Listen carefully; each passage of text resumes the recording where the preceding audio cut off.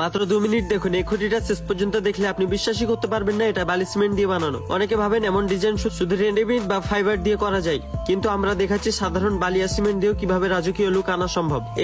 এই খুঁটির ডিজাইনটা দেখুন, উপরের ফুল ও লতা পাতার কারুকাজ, মধ্যখানে ঘূর্ণায়মান পাকানো প্যাটার্ন, আর নিচের অংশ গোলাকার বেস, সবকিছু হাতের নিখুঁত কারিগরদের তৈরি। প্রথমে আমরা মজবুত বেস তৈরি করছি, তারপর ধাপে ধাপে লেয়ার করে ডিজাইন তুলেছি। প্রতিটি কার্ভ, প্রতিটি কাট হাত দিয়ে পরিমাপ করে করা হয়েছে, যাতে দূর থেকে দেখলেও প্রিমিয়াম লুক আসে। অনেকেই প্রশ্ন করেন এটা কি টেকসই? হ্যাঁ, সঠিক মিক্সিং রেশিও আর সঠিক ফিনিশিং করলে এই ধরনের ডিজাইন অনেক বছর টিকে থাকে। আপনি চাইলে বাসা, বারান্দার গেট, পিলার অথবা ছাদের নিচে এই ধরনের ডিজাইন করাতে পারেন। আমাদের লক্ষ্য শুধু ডিজাইন নয়, একটা সাধারণ বাড়িকে একটু আলাদা এবং স্টাইলিশ করা। যদি এমন কাজ আপনার বাসায় করাতে চান তাহলে ইনবক্স করুন অথবা কল করুন। আর আপনাদের কাছে ভিডিওটা ভালো লাগলে অবশ্যই লাইক, ফলো, শেয়ার করে পাশে থাকবেন, এবং এরকম নিত্য নতুন ভিডিও চাইলে আমি আরো ভিডিও নিয়ে আসবো ইনশাল্লাহ।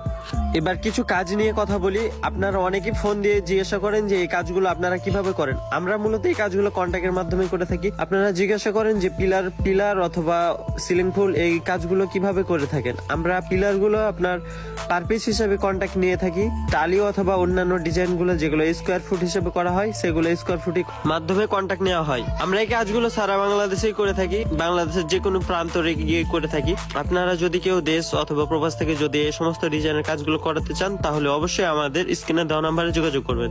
আপনারা দেখতে পাচ্ছেন আমরা কিভাবে স্টেপ বাই স্টেপ এই ডিজাইনের কাজগুলো করে থাকি। তো এই কাজটা আপনি সম্পূর্ণ না দেখলে বুঝতে পারবেন না যে আমরা কাজগুলো কত যত্ন সহকারে করে থাকি। তো অবশ্যই আপনি শেষ পর্যন্ত ভিডিওটা দেখবেন, তাহলে বুঝতে পারবেন যে আমরা কত ধৈর্য সহকারে ও নিখুঁত ভাবে এই ডিজাইনগুলো করে থাকি।